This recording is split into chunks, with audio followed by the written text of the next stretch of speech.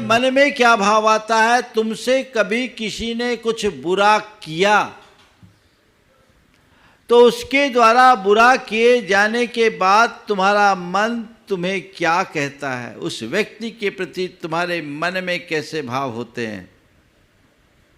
उसने मेरा बुरा किया, मैं मौका देखूंगा, बदला लेके रहूंगा, उसे छोड़ूंगा नहीं। उसने मुझे सब लोगों के बीच बड़ी इंसल्ट कर दी ना, देख जब मौका मिलेगा तो मैं कहीं का नहीं छोड़ूंगा। उस समय तो मैं मन महसूस करके रह गया। हालांकि मेरी थोड़ी सी गलती भी थी, लेकिन उसे इस तरह से सार्वजनिक रूप से मुझे नहीं कहना था। अब मैं तो छोड़ूंगा नहीं, बदला लेकर रहूंगा। और कई ऐसे लोग भी मिल जाते हैं जिसमें और आग लगाते हैं। हाँ हाँ ठीक है, ऐसा मौका चूकना नहीं चाहिए। जब मौका आए अपन को ज़रूर बदला लेना है, क्योंकि उसने सब लोगों के बीच तुम्हें जलील किया है। हाँ मुझे जलील किया है, मैं भी उसे उसकी औकात का पता लगा दूंगा। ये जो सोच है ये क्या है?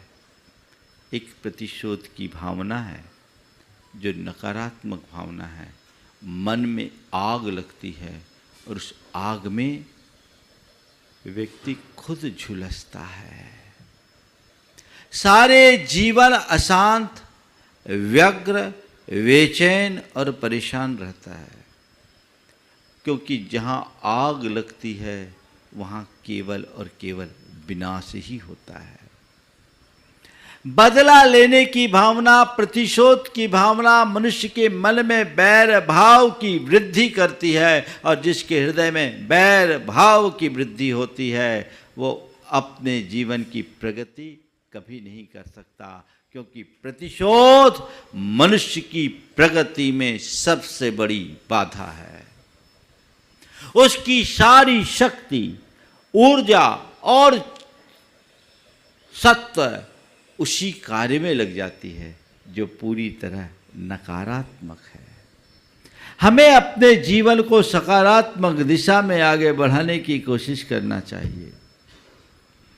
अब सवाल है, बदले का भाव क्यों?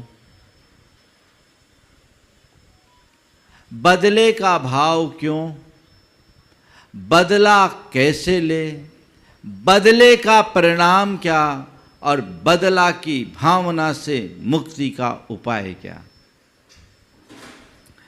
हमारे मन में किसी के प्रति जो बदले का भाव आता है, यथार्थ देखा जाए तो ये सब हमारे अहम की परिणति है।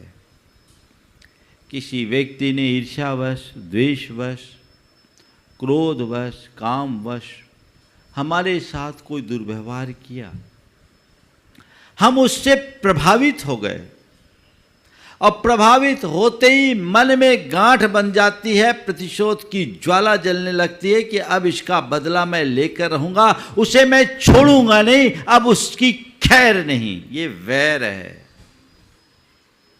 चलता है। ऐसा क्यों?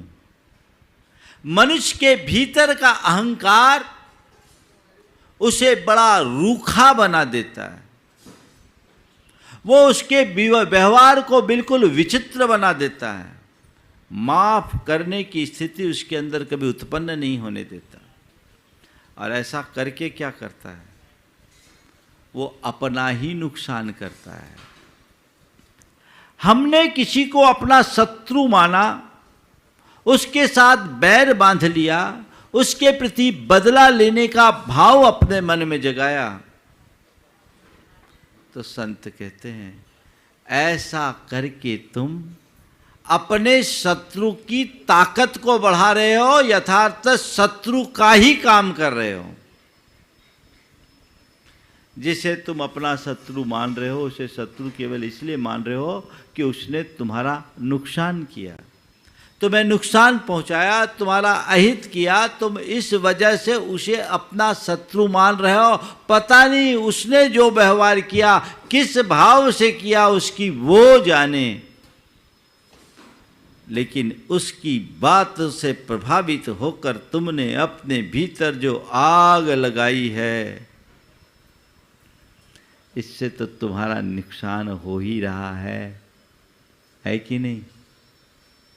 इससे तुम्हारा नुकसान हो रहा है, वो तुम्हें अंदर से जला रहा है, तुम्हारी सारी शक्ति और सामर्थ्य उसमें स्वाहा हो रही है।